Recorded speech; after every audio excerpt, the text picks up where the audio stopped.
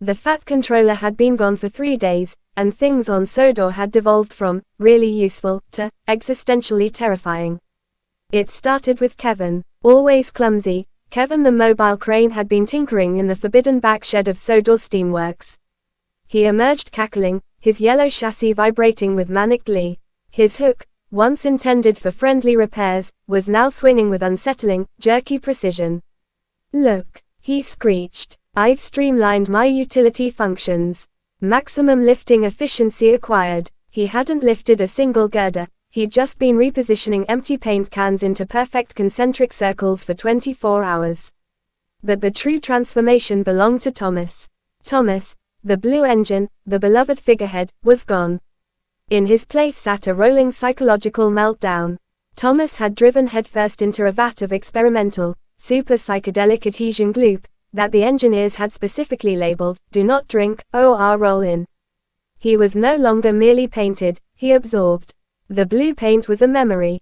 His boiler was now a swirling vortex of orange, red, and deep purple cosmic goo, melting down the side of his, like sentient lava. Gold and glitter coated his wheels and cab, dripping onto the tracks. But his face, oh, his face, the face in the image isn't smiling.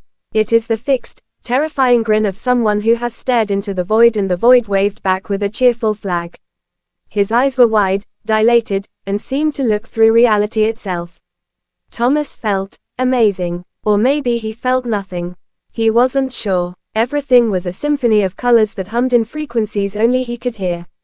"Kevin," Thomas whispered, his voice sounding like 2 grinding gears trying to sing opera. "Kevin, the tracks, they aren't steel. They are lines of cosmic energy." Kevin swung his crane in excitement. "Exactly, number 1. And my calculations show that if we stack these milk cans just right *, we can transmit a signal to the Jupiter mining colonies." They were currently in the shunting yard, but in Thomas's mind, they were at the edge of the galaxy. Kevin had spent the night modifying a small yellow wagon, originally for transporting hay, into what he called the galactic resonator cart.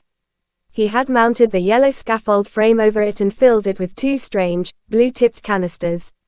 "The resonance is peaking, Thomas," Kevin yelled, his gears grinding with uncontained joy.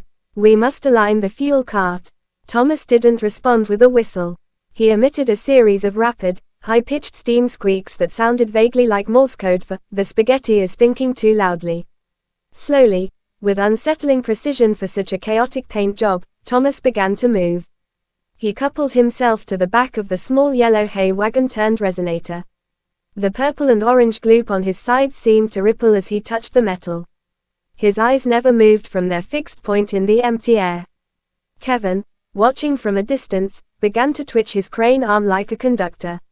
"Align, transmit, phase shift." Thomas began to push the cart. He wasn't on the Sodor tracks anymore. In his drug-fueled delusion, he was powering a quantum engine. The 2 blue-capped canisters weren't full of paint thinner and engine coolant, they were dilithium crystals pulsing with celestial power. "The connection is forming," Kevin shrieked, now driving in tight, crazed circles around the coupling. "I see them, Thomas. I see the ancient ones. I am speed," Thomas murmured, pushing the cart slightly faster. The glitter on his front buffer beamed intensely, blinding any bird that happened to be flying past. "I am the engine of destiny. Toot toot, toot toot." His voice was flat, devoid of emotion, making the toot toot sound like a threat. They pushed the cart into a dead-end siding and left it there. In their combined delirium, they were convinced they had just jump-started a wormhole. They now just had to wait for the aliens to respond to the signal sent from the galactic resonator. Thomas came to a halt. The paint gloop still dripped. His maniacal, fixed stare was aimed directly forward.